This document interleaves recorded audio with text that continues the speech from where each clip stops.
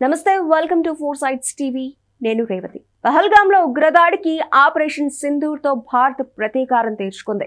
ఉగ్రదేశాన్ని చావుదెబ్బ కొట్టేందుకు కీలక నిర్ణయం తీసుకుంది. అందులో భాగంగానే పాక్ కు జీవనాధారమైన సింధు నది జలాలను ఆపేసింది. దీంతో దాయాది దేశానికి గొంతెండుతోంది. చుక్క నీటి కోసం అష్టకష్టాలు పడుతోంది.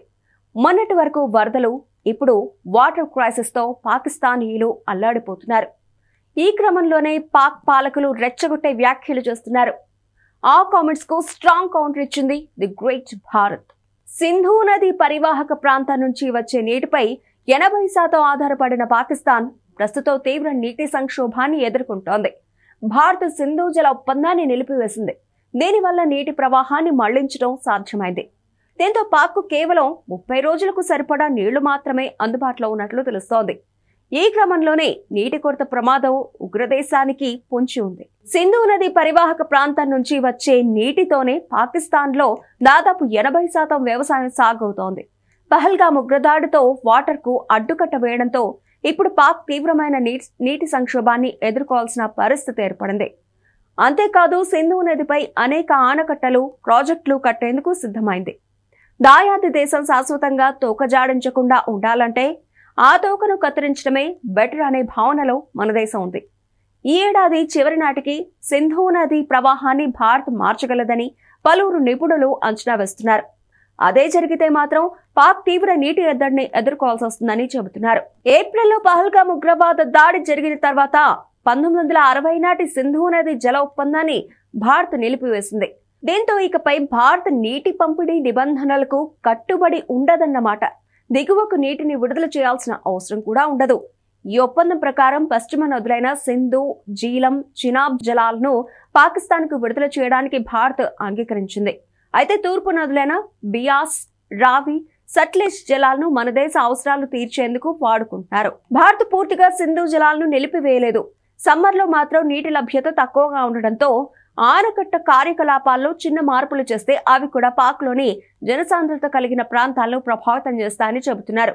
ఇక్కడ 80% వ్యవసాయం సింధు నది జలాలపై ఆధారపడి ఉంటుంది. భారతదేశం తీసుకున్న చర్యల కారణంగా ప్రస్తుతం పాక్లో 30 రోజుల వరకు నీటిని మాత్రమే నిల్వ చేయగల సామర్థ్యాన్ని ఆ ప్రాంతం కలిగి ఉంది. ఈ నేపథ్యంలోనే రాబోయే రోజుల్లో పాకిస్తాన్ తీవ్ర నీటి కొరతను ఎదుర్కొంటుందని నిపుణులు చెబుతున్నారు. మే నెలలో దాయాది దేశానికి సమాచారం ఇవ్వకుండానే చీనాబ్ నదిపై ఉన్న సలాల్, బాగ్లిహార్ ఆనకట్టల వద్ద రిజర్వాయర్ ఫ్లషింగ్ నిర్వహించింది. దీని ఫలితంగా పాక్లోని చీనాబ్ నది వెంబడి వరద లాంటి పరిస్థితి ఏర్పడింది. ఒప్పందాన్ని రద్దు చేసుకున్న తర్వాత నదీ నిర్వహణలో భారత్కు వ్యూహాత్మక ప్రయోజనం ఉందని ఈ చర్య నిరూపిస్తున్నట్లు చర్చించుకుంటున్నారు. అటు ఆఫ్ఘనిస్తాన్ కూడా కునార్ నదిపై ఆనకట్ట నిర్మాణాన్ని వేగవంతం చేసింది. ఇది పాకిస్తాన్ సరిహద్దు వెంబడి నదీ జలాలను పొందే విషయంలో తీవ్ర ప్రభావం చూపుతోంది. దాయాది దేశంలోని రైతులు ఇప్పటికే వాతావరణ మార్పులతో కష్టాలు పడుతున్నారు. నిరంతరం అక్కడ వరదలు, కరువులతో పోరాడుతున్నారు. ప్రస్తుతం పాక్ దేశం సింధు నది జలాలను నిల్వ చేయడానికి తగినంత సామర్థ్యాన్ని కలిగి లేదు. కొద్దిపాటి మార్పులు జరిగినా వ్యవసాయానికి తీవ్ర నష్టాన్ని కలిగిస్తుంది. భారతదేశంలోని పశ్చిమ నదులపై నిర్మించిన ఆనకట్టలు పెద్ద మొత్తంలో నీటిని నిల్వ చేయవని, అవి కేవలం నదీ ప్రవాహ ప్రాజెక్టులు మాత్రమేనని, అంటే నీటి ప్రవాహాన్ని పూర్తిగా ఆపలేమని చెబుతున్నారు. ఆనకట్ట గేట్లను తెరిచి మూసివేయడానికి, నీటి విడుదలను షెడ్యూల్ చేయడానికి భారతదేశానికి హక్కుంది. సో ఇది పాకిస్తాన్ పై తీవ్ర ప్రభావం చూపుతోంది.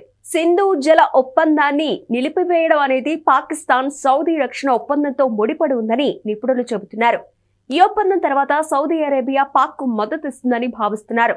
ఇదిలా ఆఫ్ఘనిస్తాన్ ఇప్పటికే పాకిస్తాన్ నీటి సరఫరాపై ఒత్తిడి తెస్తోంది. కునార్ నదిపై ఆనకట్టును వేగంగా నిర్మిస్తోంది. దశాబ్దాలుగా భారతదేశం రావి, సట్లెజ్ వంటి నదుల జలాలను పూర్తిగా వినియోగించుకోలేదు. దీంతో అందులో ఎక్కువ భాగం ఉగ్రదేశం పాక్కు వెళ్ళింది. ప్రస్తుతం దేశంలో ప్రధాని మోదీ ప్రభుత్వంలో మన దేశ నీటి వాటాను పూర్తిగా ఉపయోగించుకునే విధానాన్ని ప్రారంభించడంతో ఉగ్రదేశం అల్లాడిపోతోంది. అయినా కూడా పాక్ దేశానికి వంకర బుద్ధి మాత్రం పోవడం లేదు. ఇంకా ఇప్పటికీ భారత్తో కయ్యానికి కాలు దువ్వుతోంది.